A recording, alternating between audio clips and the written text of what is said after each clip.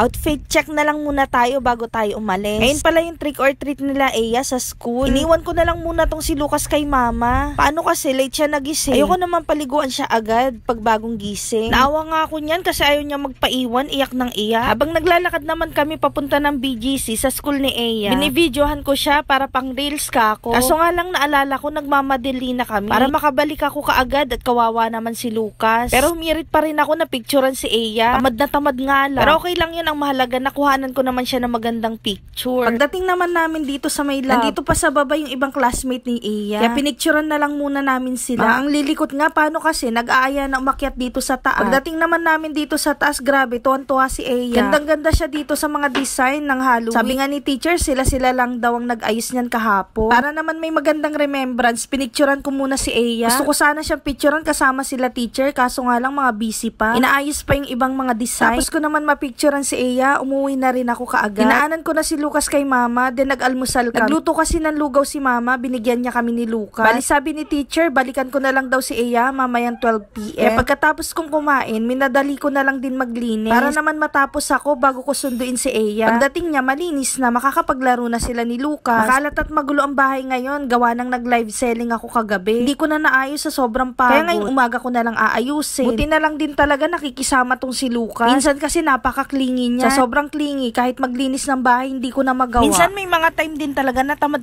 ako maglinis. Paano ba naman kasi, yung tipong kalilinis mo lang, maya-maya marumi na naman. After ko naman maglinis niyan, pinaliguan ko na si Lucas. Binihisan ko na rin siya ng pang-alis at isasama ko siya sa pagsundo kay Eya. Bala ko kasi silang picturean dalawa. Maganda kasi yung view sa school ni Eya. Tsaka meron din silang photo booth ngayon. Sayang nga, hindi kasama si Daddy, kaming tatlo lang. Bago kami umalis ni Lucas papuntang school ni Eya, nag-selfie muna kaming dalawa. Pagdating naman namin dito sa school ni Eya, pinanood ko lang tong mga bata. Ang cute kasi ng costume, nakapila sila sa photo booth. After naman nun, pumasok na kami sa event center. Meron silang mga show, meron silang puppet show, tsaka bubble show. First time naman na makakanood ni Lucas ng ganyan. Kaya grabe, sobrang amaze na amaze siya. Talagang sumisilip-silip pa siya kahit may mga taong nakaharang sa amin. Nanood na lang muna kami bago ko puntahan si Eya. Medyo natatawa pa nga ako kay Eya niya kasi nagpresenta siya. Gusto niya daw matry na pumasok sa loob ng bubbles. O diba, may pagkabida-bida talaga tong batang Kaya tuloy nagka-idea yung mga classmate niya. Nagkaroon na sila ng pila para makapasok daw sa loob ng bubbles. Nanood lang kami ng konti niyan, then after pumila na kami sa labas. Gusto ko kasing may picture si Eya at si Lucas dito sa may photo booth. Matapos naman kami sa photo booth, nagpunta kami dito sa may tabi ng pool. Pinaglaro ko lang sila saglit dalawa, pinicturean, then after umuwi na kami niyan. Actually, pahirapan pa nga pauwiin tong dalawang to. Kitang-kita naman, diba, kung paano sila nag-i-enjoy. Lalo tong si Lucas, o diba, mukhang anak mayaman. Buti na lang din at hindi sila nagpupumilit na mag-swimming dyan sa pool. Pagdating naman ng bahay, kinalkal ko na yung mga candies ni Eya. Ang dami niya pala nakuhang candy. Madami rin siyang chocolate. Sabi kasi ni teacher, yung iba dyan bigay nung mga mommies. Wala pang isang oras na makapaglinis ako ng bahay, eto na itsura. Like pang dinaanan ng 10 bagyo. Nakakaloka talaga. Parang kasiyahan na talaga nila yung magkalat. Yun lang, share ko lang. Salamat.